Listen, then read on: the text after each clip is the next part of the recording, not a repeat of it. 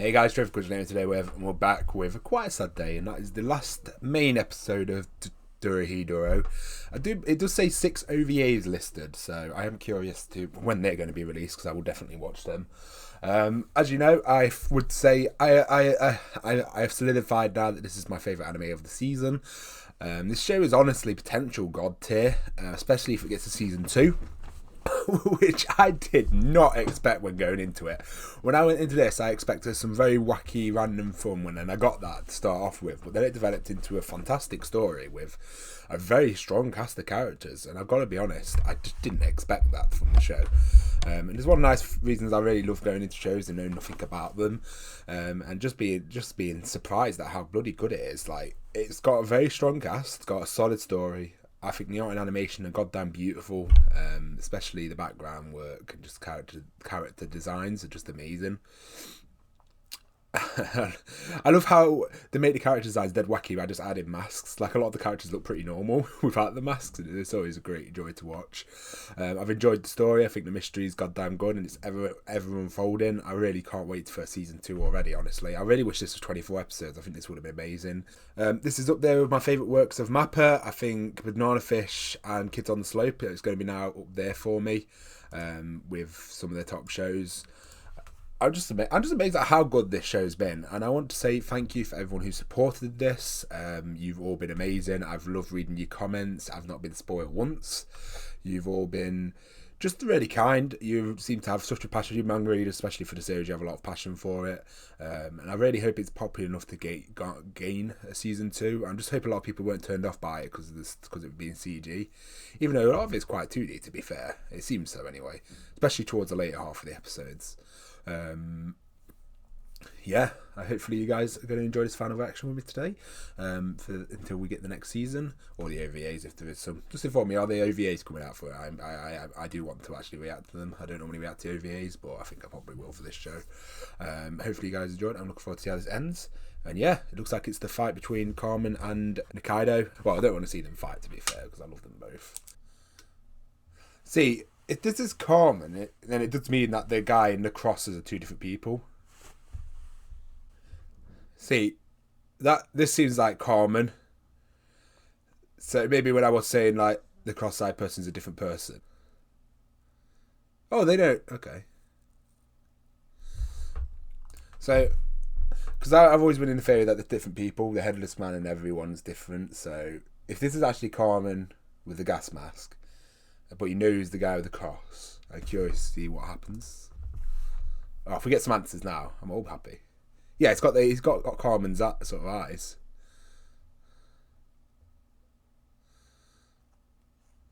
Do like morph into one person. Yep, there we go. Carmen with his knife. Ooh, ooh, smooth animation.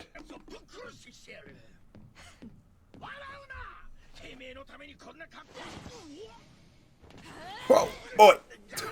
I don't want to see him fight, but it's going to look beautiful. Ah, the tornness. Look at how the fight's got massive tits. Can't be best girl. Smooth. Ouch.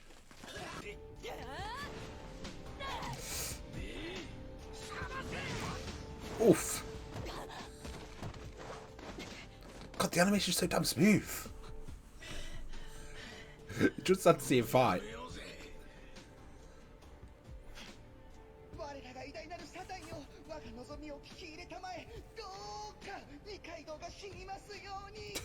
He's so jealous.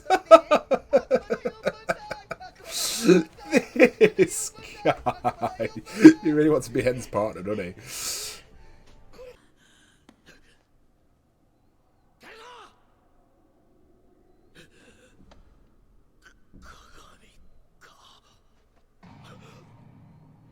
She's terrifying now.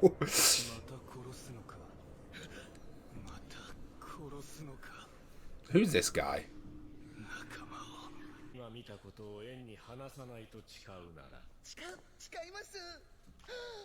Mate, big bonus. Contract gone.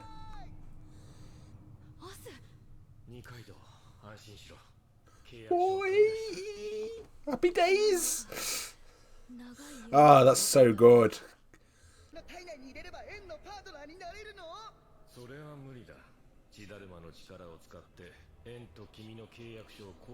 Okay. Just closing up a loophole there.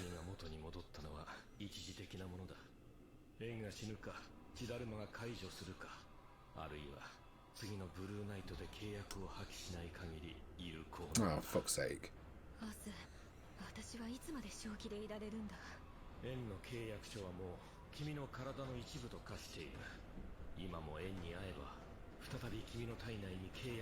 Okay, there's a limitation if she just stays away from him. Until the next... Wow, that's brutal. Right, contracts aren't easy to get rid of them. And he's also looking fire in that leather, mate.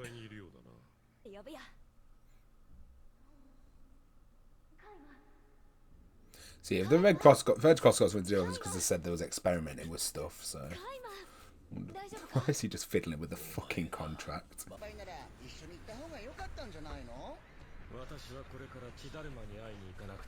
So many little plot points going on.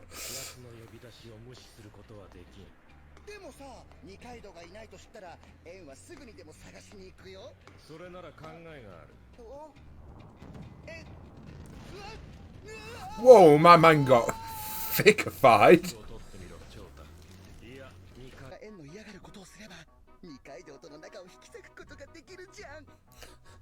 Big plan. He's such a yandere for enemy.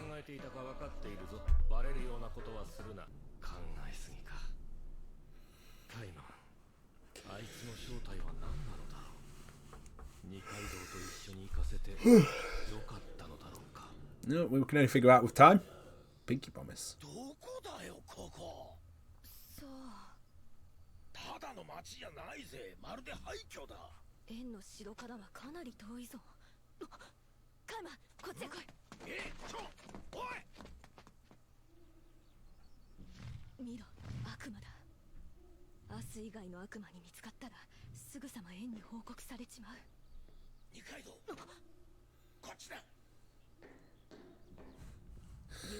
I love the whole post-apocalyptic sort of world design.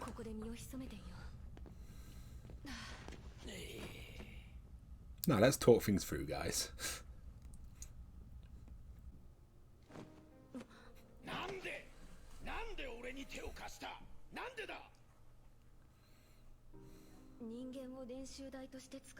They're gonna go so much closer after this. Hopefully.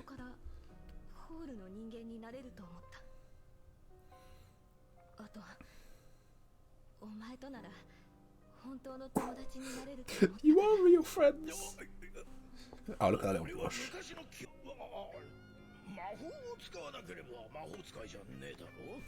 The loophole has been found.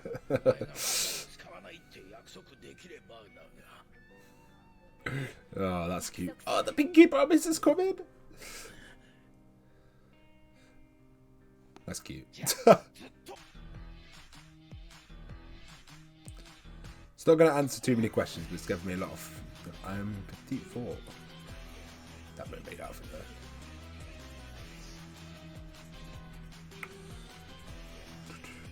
It's leaving a lot of mysteries up for season 2, though. That's good. And now we've got to stay away from N, which is like a different from what they were doing before.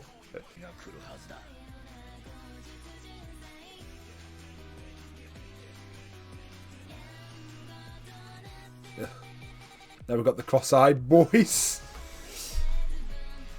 That was a very good episode. It gave us like very few answers, but it definitely increased the mystery even more, which is a good job because it's good to set up for season 2. I'm very satisfied with that, how they ended season 1 there. That gave us a nice little friendship reunion. The truths are coming out between them, which was nice to see.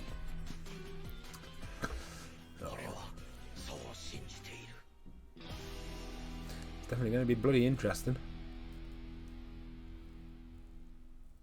See, is Carmen a new person now? Is he like a mix of all of them? They are friends after all.